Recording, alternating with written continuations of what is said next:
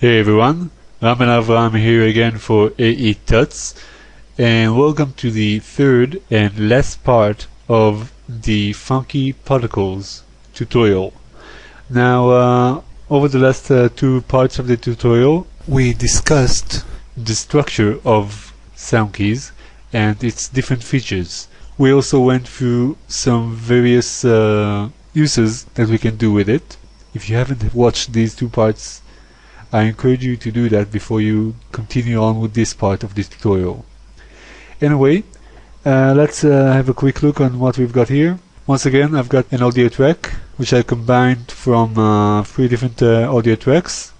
I created an adjustment layer, applied SoundKeys to it, and I tracked the bass as well as the guitar, the maracas, bells, and bongos. Let's have a quick preview of what we're going to create with all these SoundKeys layers.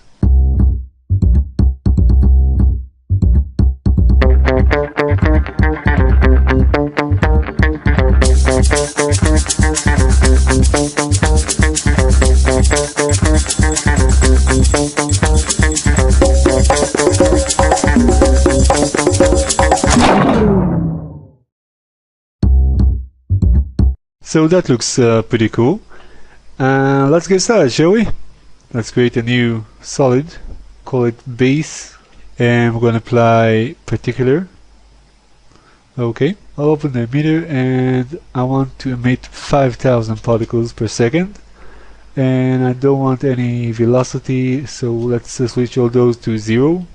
We'll set a keyframe for the emitter position XY, and let's move it to about minus 5,000 and move over 2 seconds and set it to plus 5,000, so we get a straight line. And since I want the line to start from the start of the animation, I'll hit U and let's move this layer to start here at the second keyframe. So basically we got a straight line which doesn't do anything, and it ends after 2 seconds.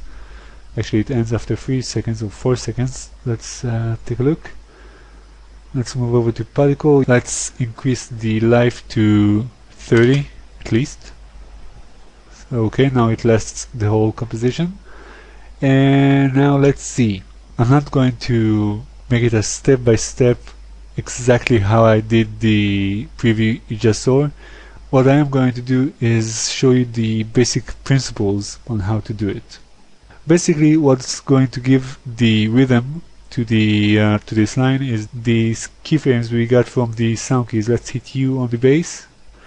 So as you can see, we got three outputs here, three keyframe groups. First, I want to create that circle in the middle of the line. So let's go over to physics, air, turbulence field. Let's switch on visual fields and go to spherical field, increase the strength to 100. Now this red circle won't render, it's just a visual helper. I would like the radius to sort of dance to the rhythm.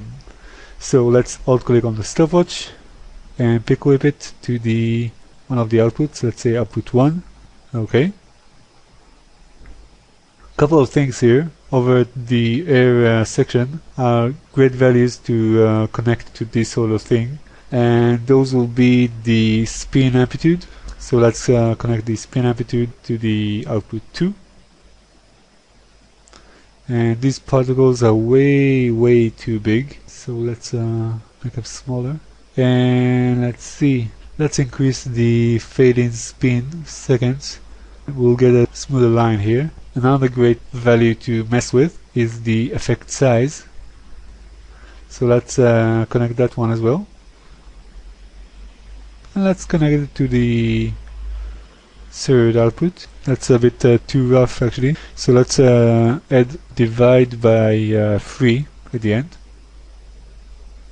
Another great value to mess with is the effect position. So let's alt click on that one and connect it to the output 1 again. And you know what, let's increase the fading spin. Let's increase the effect position. Let's make it times 4. Okay, now we're getting somewhere. And I think we can increase the radius size. It's a bit too small, so let's make it times 5. Let's remove the visual helper here. Let's have a quick preview.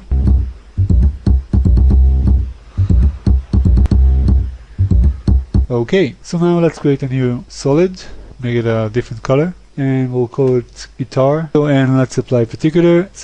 Let's remove the eyeball from the base layer for a second. Once again, let's lower the values on the velocities to 0, so we'll get a single dot, and we'll add a wiggle expression. Now, after experimenting for a while, I found that 5,500 is the best values to simulate the particles dancing to the rhythm of the guitar. We'll have a quick preview. It almost seems to dance to the rhythm of the guitar. Now the lines are too linear, so let's set the position subframe to 10 times linear. That will take care of that. And next, I would like to increase the gravity, so the line won't remain where it is, it will fall down. Let's say 500. Let's see, we want to connect the velocity, so I'll click on the stopwatch, pick whip it to one of the outputs, let's say output 1, and what do you know, we get a real nice popcorn sort of a look. And once again, the particles here are too big for my taste, so let's lower the size to about 2, and of course we can play with the randomization of them. Now one thing we didn't do with the last particles, with the base particles, is we didn't set the color, and let's set the color here to overlife, and immediately we get some nice coloring here. Let's go to the color overlife section. Here we got some nice color templates, and I'm just gonna move along until I find a nice color template, and I think this one should be nice. And let's hit the random button. Of course I can do this manually, but so often you get surprising results here. I think I'll stick with this one. Okay, set the transformer to add. Should give us a nice glow where it clashes. And let's see, over the physics, let's set the spherical field once again to 100, and we'll connect the radius to output 2. That's a bit too small. Where is it? Let's make it times 3. That looks nice. And let's see, the velocity is a bit too rough, so let's divide it by 3. Let's connect the effect position again to output 3. I'm pretty satisfied with that. Let's move over. Let's shut it down for a second. Create a new solid, make it a different color, maybe green. Apply particular to it, and let's see. Actually, you know what? For the maracas, I think I would like to use the guitar particles again. So let's duplicate that one and rename it to maracas. And since it was such a nice color, let's change the color back to that nice green. And let's set the starting point over here and switch it on. Okay. And now let's see. First, let's apply a different color. Now that is one hell of a purple. I would like to switch on the aux system. So let's switch it to continuously, and immediately we get some freak out psychedelic monster. Okay, let's see how we can deal with that. First, I don't think we need 10 lines coming out of our particles, so let's switch it to 5. Okay. And the emit probability, let's set it to 75. Should be nicer. Let's lower the size to 3. Let's set the size of a life, and let's flip that one, and let's hit U to see what we've got here. Now the position is connected to a wiggle expression. If I'll choose the 500 and pick whip it to the output 1. Okay, so we get some really interesting stuff here. Let's see if we can increase that monster. Let's make it times 4. Wow. That really is something else now, isn't it? The gravity is a bit too rough here, so let's lower that to 20 maybe? Okay, that's looking better. But I do want a lot more scatter than what I've got here. So let's see, the velocity right now is divided by 3. Let's make it let's see how we can oh, now that, my friends, is looking quite interesting, no, isn't it? Let's lower the particle amount for a second. Let's switch the gravity to -5, and now if we'll lower the emission probability to 25%, we'll lower this one to 2, maybe even 1. Okay, I'm happy with what I've got here. So I know I'm drifting away from the preview you've seen at the beginning of this tutorial, but what I really want to show you is the versatility of these two plugins combined together. And this is actually a great example of what we can achieve with just experimenting with these two plugins. Let's remove it for a second here. Let's create a new solid, make it yellow, and let's apply particular to it, and we'll call it bells. First set the particle amount to 2000. Now as for the position, let's once again apply wiggle to it, and all this time we'll use 3,500. I also would like to connect the position Z to the position XY, and of course I could have just apply wiggle 3 times 500 and I would get absolutely the same result. But then if I would like to change this 3 to 5, I would have to do the same here. And if I would like to change the 500 to 540, I would have to do the same here, so on and so forth. And that will be very tedious. So a simple solution would be to connect the position XY, and every change that I will do here will apply to the other one as well. Moving on, let's set an expression to the X rotation time 50. We'll apply the same expression to the Z rotation, so let's pick with it to the X rotation. Okay, let's set the velocity random to somewhere in the area of 90. Let's move over to our particle. Let's set the size to 2, and let's lower the opacity a bit. Set the color to over life, and let's choose a nice template and then a nice color. This looks nice. And let's set the transfer mode to add. Okay, let's close this one up, and let's move over to the interesting part, which is physics. Now let's set the gravity to 40 and open up the air section. In the turbulence field, let's connect effect position to the SoundKeys output 1. Let's lower the amount here. Let's make it times 5, so we'll get a smoother result.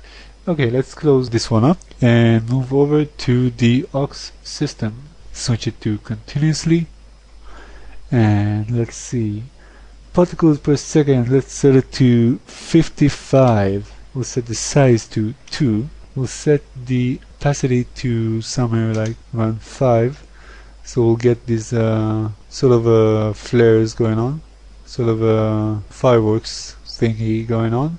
We want the particles to get their color from the main particles, so we'll set color from main to 100, and we'll set the gravity to 200. That way we get this falling effect. and we'll set the transformer to add, and over the control for main particles we'll set the inherent velocity to 30, so we'll get even more falling effect and a bit of the velocity from the particles. Over at the physics we'll set the turbulence position to 200, which will give us this stringy thingy. And what we also can do is connect the turbulence position to output 1, which will actually give us a lower value than we had before, but we can of course increase it. Of course I could have stayed with just the 200, but now I'll get a wiggly sort of effect from it. It's a bit too rough, I think, so I'll make it ×3. Okay, and I think we got quite enough out of it. Last but not least, let's set the bongos. Okay, create a new solid, make it red, and let's call it bongo 1. For the bongos, let's first actually reveal the outputs. Now for the bongo, I won't use a particular. What I would like to use is form, and let's set the start of the layer to be over here, and let's see. Now I don't know if you know this, but form has a real nice option of not using a box but a sphere, and there you go. That's most of the job already done for you. Let's see if we can take it up a notch.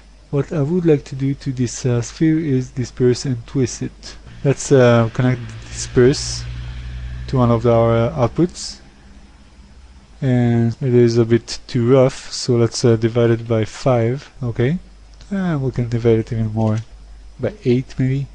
Now a real nice option that is built into form is the audio react.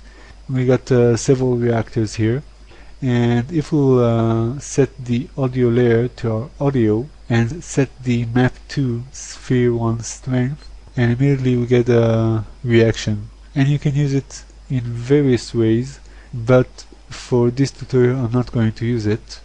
So let's all click the displace and connect it to the output 2, and that's a bit too rough, so let's divide it by 2. One last thing I would like to connect is the center Z over the base form, so I'll alt click on it and pick whip it to the output 3, and let's increase it a bit, make it ×4, maybe ×8. Okay, let's move it to the left a bit here, and set the size to 400 by 400 by 400, and let's duplicate this one, and we'll move it back to its original position, and duplicate one more time, and move that one to the right. And now if we'll hit U to get different results, we can just reattach these values. So output 3 will be output 1, output 1 will be output 2, and output 2 will be output 3, and so on and so forth. You get different results just by using 3 different values extracted from the audio. Now let's bring in some color to these bongos.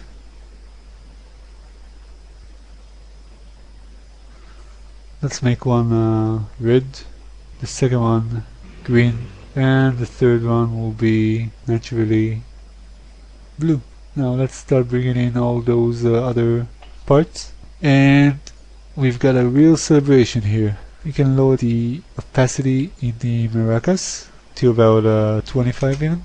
A few other things I used in the original preview. I created a nice lens flare using one of Video Copilot's optical flares presets, and I attached it to the position of the guitar emitter, and I did the same for the bongos, and I added a nice glow, let's say glow to the bass.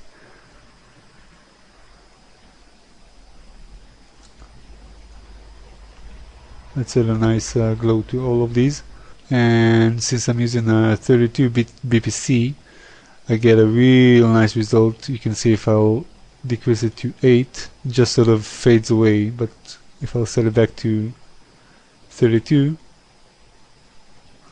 it really leads up. Now this composition here is really heavy on the average guy's machine. So what I did is I pre-rendered every part separately in a PNG format. So I will have the option if I would like to set the transfer mode to add, which I did in some cases. And after pre-rendering these layers, I added a new adjustment layer and applied to it Real Smart Motion Blur, which gave it that final touch. Then created a nice background, full color gradient. Let's get rid of the motion blur for a second here, so we can work faster. And actually let's isolate the background, and I used dark colors, dark greens and reds, and just mess around with it till you get something you like. And that's just about it, folks. Well, as you can see, the most important part when working with this kind of compositions is experimenting as much as you can, because you get so much wonderful and unexpected results simply by experimenting. I hope you enjoyed this tutorial. I've been yapping at you for this last 3-part tutorial. My name is Ramban Avraham. Thank you very much for tuning in, and I'll see you next time.